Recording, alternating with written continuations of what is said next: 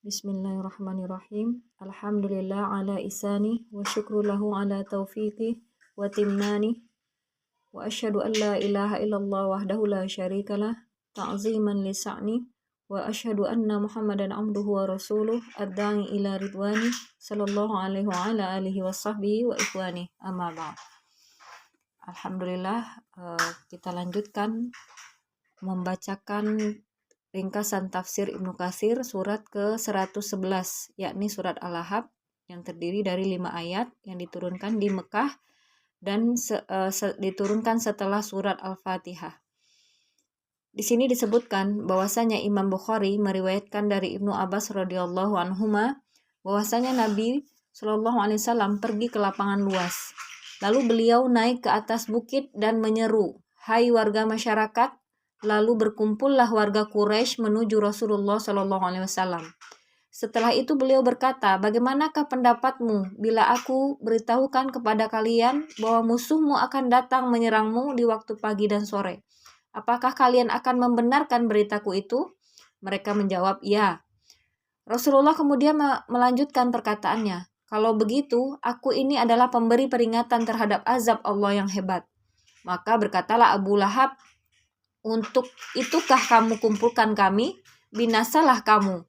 Maka Allah pun menurunkan surat Al-Lahab ini, ya. Tabbat yada abi lahabi wa tabb, ya, yaitu rugilah, sia-sialah dan sesatlah perbuatan dan usahanya. Abu Lahab adalah salah seorang paman Rasulullah Shallallahu alaihi wasallam. Nama lengkapnya adalah Abdul Uzza bin Abdul Muthalib. Nama panggilannya Abu Utaibah. Dinamakan Abu Lahab karena wajahnya yang sangat bercahaya. Dia adalah orang yang paling banyak menyakiti Nabi Shallallahu alaihi wasallam dan sangat membencinya, menghina dan meremehkannya dan merendahkan agamanya. Ketika Rasulullah Shallallahu alaihi wasallam menyeru, "Wahai umat manusia, katakanlah tidak ada Tuhan melainkan Allah, maka kalian semua akan bahagia." Sedangkan orang-orang ketika itu berkumpul mengelilingi beliau. Abu Lahab merapatkan diri dengannya dan berdiri di belakangnya sambil berkata, "Sesungguhnya dia adalah orang murtad dan dusta, dan dia menguntit kemana saja beliau pergi." Watab artinya, sesungguhnya dia benar-benar telah rugi dan binasa. Abu Lahab pernah mengatakan, "Bila yang telah dikatakan oleh anak saudaraku itu benar, maka aku akan menebus diriku di hari kiamat nanti dengan harta dan anakku." Maka Allah Ta'ala menurunkan ayat selanjutnya, yakni, "Tidaklah berfaedah kepadanya harta bendanya dan apa yang dia usahakan," yaitu anaknya. Yang dimaksud yang dia usahakan yaitu anaknya. Yaitu di ayat kedua, ya, "Ma agna anhu maluhu wa ma kasab." Tidaklah berguna, berfaedah gitu ya, kepadanya harta bendanya dan apa yang dia usahakan, ya. Kemudian firman Allah Ta'ala, kelak dia akan masuk ke dalam api yang sangat bergejolak, ya, yaitu ayat berikutnya, ya, yaitu sayasla naron zata lahab, ya, dan yaitu yang mempunyai bunga api, bara api dan daya bakar yang sangat hebat, dan istrinya yang membawa kayu bakar di ayat berikutnya, ya, wa mru'atuhu hammalatal hatab. Jadi disebutkan istrinya termasuk wanita terhormat di kalangan warga Quraisy. Dia adalah Ummu Jamil. Adapun namanya adalah Arwa binti Harb bin Umayyah, saudari Abu Sufyan. Dia memberi bantuan kepada suaminya dalam hal melakukan kekufuran dan pembangkangan.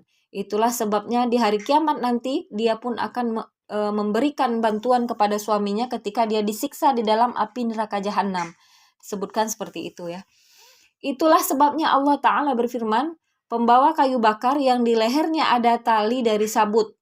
Ya, berarti ayat yang berikutnya, yang selanjutnya, ya, disebutkan fi jidiha hablum mim masad, ya. Di situ disebutkan pembawa kayu bakar yang di lehernya ada tali dan sabut. Diriwayatkan oleh Sa'id bin Musayyab bahwa dia adalah seorang wanita yang mempunyai kalung yang sangat mahal di lehernya. Kemudian dia berkata, "Aku akan mendermakan kalung ini untuk melancarkan permusuhan kepada Muhammad. Dengan demikian Allah pun akan memberikan siksaan kepadanya di dalam neraka nanti dengan tali dan sabut, ya, tali dari sabut tersebut." Mengenai firman Allah yang di lehernya terdapat tali sabut, sebagian ulama menafsirkan, yaitu di lehernya akan dikalungkan sebuah tali dari api yang akan mengangkatnya sampai ke bibir neraka, kemudian dilemparkan ke dasar neraka, dan demikianlah seterusnya. Na'udzubillah. Para ulama mengatakan di dalam surat ini terkandung mukjizat yang sangat jelas dan dalil yang sangat terang tentang nubuwah Nabi Shallallahu Alaihi Wasallam. Sebab ketika Allah Ta'ala menurunkan firman-Nya, kelak dia akan masuk ke dalam api yang sangat bergejolak dan istrinya pembawa kayu bakar yang di lehernya ada tali dari sabut. Maka dengan ayat ini Allah mengabarkan bahwa keduanya itu sudah pasti ditimpa kesengsaraan dan tidak ada keimanan lahir dan batin baik dengan sembunyi-sembunyi maupun dengan terang-terangan. Dan ini tentu saja merupakan bukti yang paling kuat tentang nubuah Nabi Shallallahu Alaihi Wasallam. Demikianlah ringkasan tafsir surah Al-Ahzab. Alhamdulillah. Wassalamualaikum warahmatullahi wabarakatuh.